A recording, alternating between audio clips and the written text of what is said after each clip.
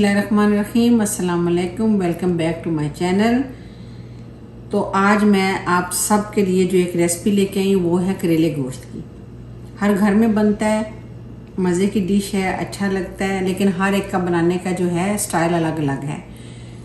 बहुत सिंपल है, मैं बड़े सिंपल वे से बनाती हूँ। तो इस जो करेले हैं इनको मैं बनाने जा रही हूँ गोश्त के साथ। तो ये देखें, मैंने तकरीबन ½ kg जो है वो गोश्त लिया है, उसको मैंने धो के इसमें डाल दिया है कुकर में। उसको मैं वेट लगाऊंगी। प्याज मैंने 2 अदद लिए हैं, जो कि मैंने देखें स्लाइस काट लिए।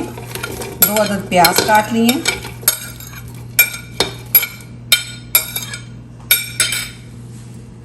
और ये मैंने लिए हैं तकरीबन 1 किलो के करीब करेले।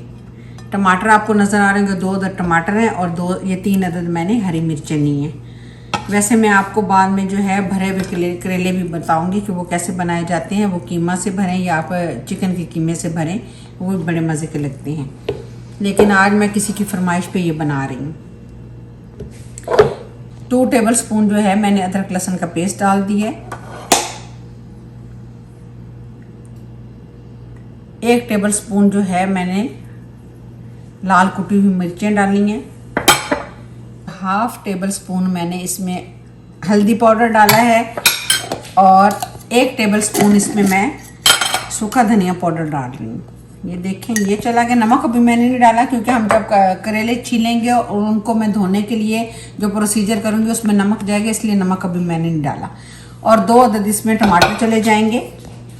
ये देखें, मैं इनको ये 2 अदद टमाटर डाल देते हैं और इसको फिर मैं जो है स्टीम करूँगी तकरीबन 2 से, जब ये बॉयल आ जाएगा और 2 से 3 सीटियाँ बजेंगी तो गोश्त जो है वो गल जाएगा। तो फिर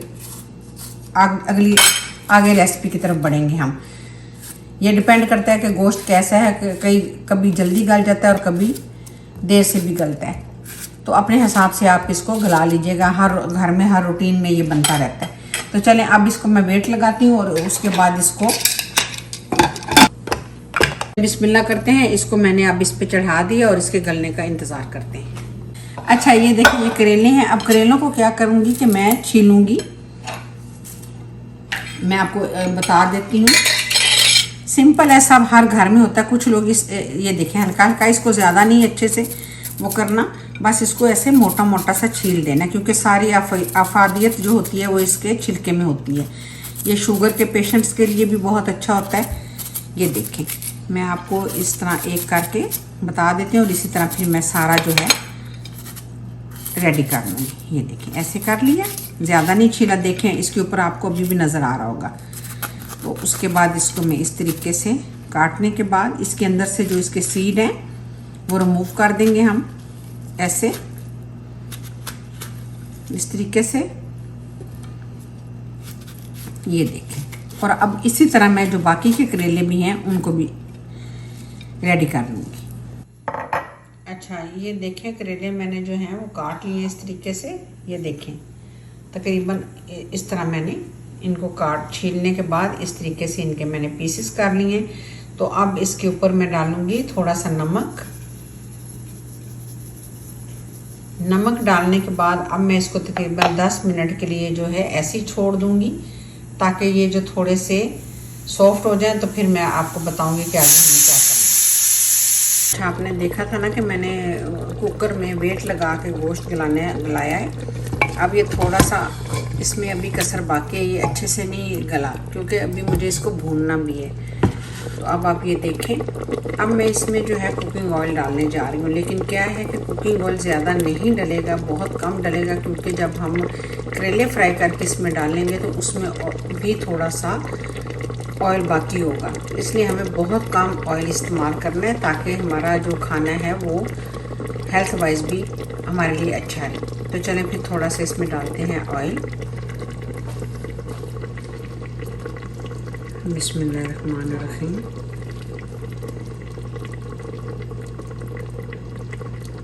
बहुत कम मैंने डाला, बहुत, बस इससे ज़्यादा नहीं जाएगा।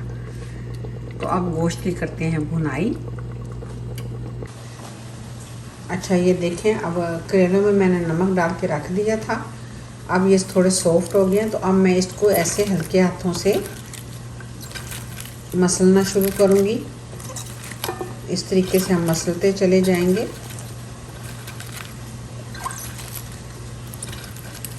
ताकि इनमें जो कड़वाहट होती है वो जब हम ऐसे नमक डाल के 10-15 मिनट के लिए रखते हैं और फिर ऐसे मसलते हैं तो इसमें से वो कड़वाहट जो है वो निकल जाती है इस तरीके से। वैसे तो थोड़ी सी अगर हो भी तो अच्छी लगती है, क्योंकि स्पेशली जो शुगर के पेशेंट हैं उनके लिए सुना है कि ये बहुत अच्छे होते हैं। कुछ लोग इनका पानी निकाल के भी पीते हैं। जब आपके फेस पे पिंपल वगैरह निकलते हैं तो उसमें आप इसका पानी निकाल के पिए तो बहुत अच्छा होता है। आपकी स्किन को जो है वो बड़े अच्छे से क्लियर करता है।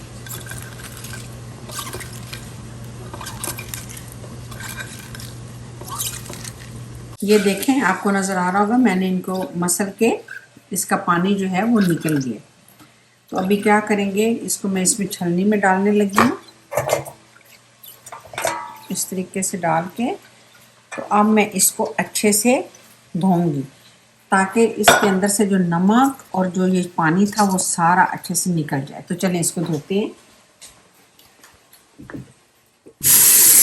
ये देखिए इस तरीके से धो के और फिर जो है 5-10 मिनट के लिए इसको थोड़ा सा ड्राई होने के लिए रख देंगे ऐसे। ये देखें, ये देख रहे होंगे आपको सारा नज़र आ रहा है, इसमें से सारी जो कड़वाहट है और मसलने से निकल गई।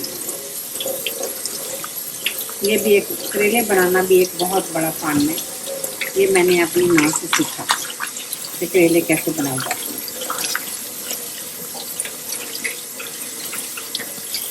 तो चलिए आप इसको सिर्फ थोड़ी देर के लिए रख देते हैं। इसको खाली ऐसे रखना ही नहीं, बल्कि इस तरीके से इसको थोड़ा सा करेंगे ताकि इसमें जो एक्स्ट्रा पानी है वो भी निकल जाए इस तरीके से। ये देखें, चलिए तो ये अब हम जो है इसको सिर्फ थोड़ा सा रखते हैं ताकि ड्राई हो जाए। करेले जो हैं वो अब ड्राई हो गए। मैंने ऑयल लिया, अब इसमें जो है मैं करेलों को फ्राई करूँगी। जैसे ऑयल गर्म होगा एक डाल के देख लेते हैं। और आपने देखा होगा कि मैंने 2 अदद प्याज जो थे वो मीट में डाले थे और 3 अदद प्याज जो हैं वो मैंने इस तरह काट के रख लिए। इनको भी मैं फ्राई करके करेलों के साथ फिर मैं इसे गोश्त में शामिल करूँगी, तो वो भी मैं आपको दिखाऊँगी। इसको भी हम फ्राई करेंगे। खत्म हो गया तो अब इसमें मैं करेले डालने लगी।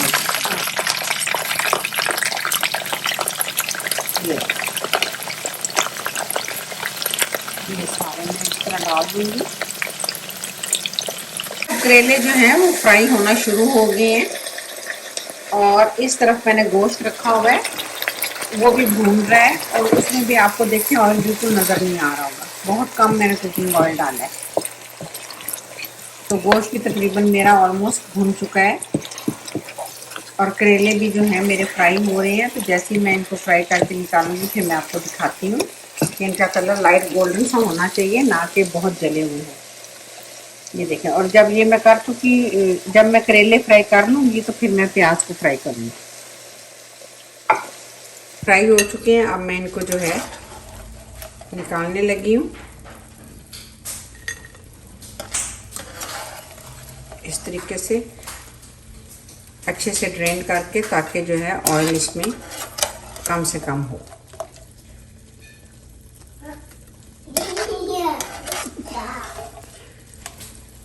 और अब ये इसी ऑयल में जो है मैं जो प्याज हैं उनको फ्राई कर लूँगी। ऑलमोस्ट हमारा जो है ये डन हो चुका है। चलिए अब इसी में मैं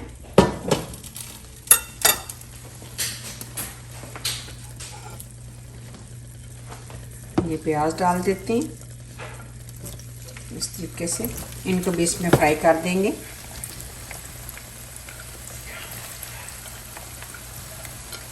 ये भी जब लाइट ब्राउन से हो जाएंगे तो फिर इनको निकाल लेंगे। तो अब जो साथ ही प्याज ब्राउन हो रहे हैं उनमें मैं ये हरी मिर्चें भी डाल रही हूँ ताकि ये इनके साथ ही फ्राई हो जाए, बहुत मज़े की लगती है।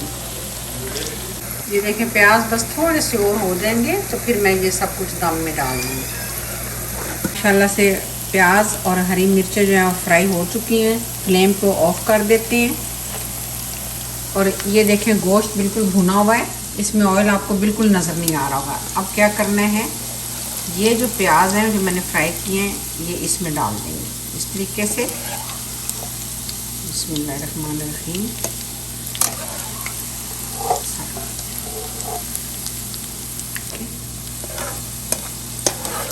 क्योंकि ये जब प्याज फ्राई किए हैं तो इसमें भी ऑयल होगा और करेलों में भी होगा, इसलिए कोशिश कीजिएगा कि जब आप गोश्त को भुने तो उसमें कम से कम ऑयल होना चाहिए। करेले गोश्त बनाने में काफ़ी टाइम लगता है क्योंकि ये काफ़ी मेहनत वाली चीज़ें होती हैं, लेकिन माशाल्लाह से बहुत मज़े की है। ये देखें जी, ये मैंने इसमें डाल दिया सारा। तो करते हैं मिक्स, और जो करेले हैं अब उनको भी मैं इसमें डालने लगी। ये देखिए बिस्मिल्लाह। चलें जी,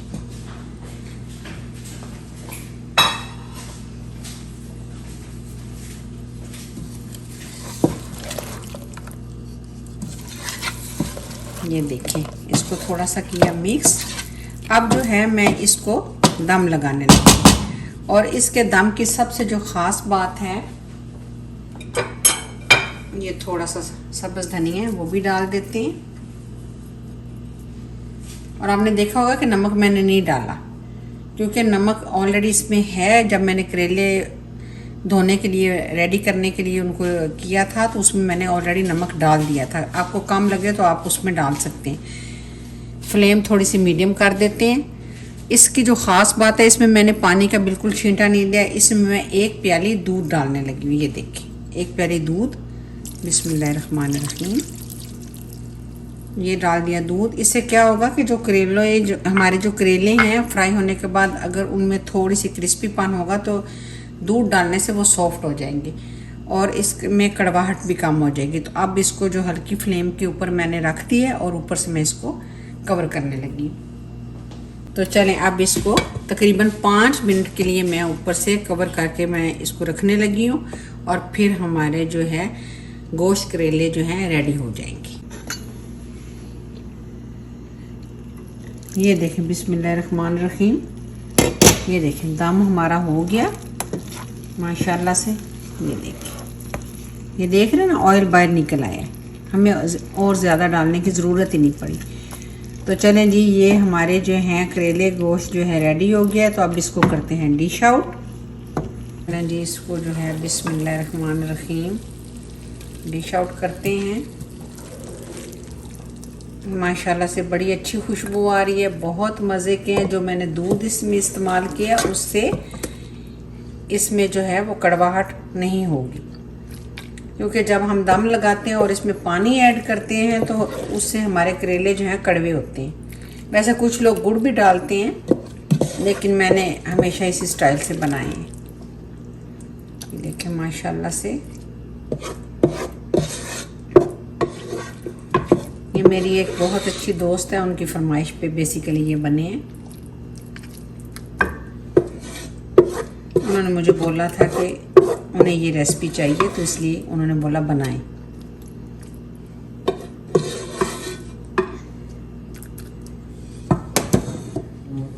अल्हम्दुलिल्लाह, ये थी मेरी आज की डिश करेले गोश्त। उम्मीद है आप इसे देखेंगे, पसंद करेंगे और इसे बनाइएगा ज़रूर और मुझे बताइएगा कि इसका टेस्ट वाकई ही अच्छा लगा आपको।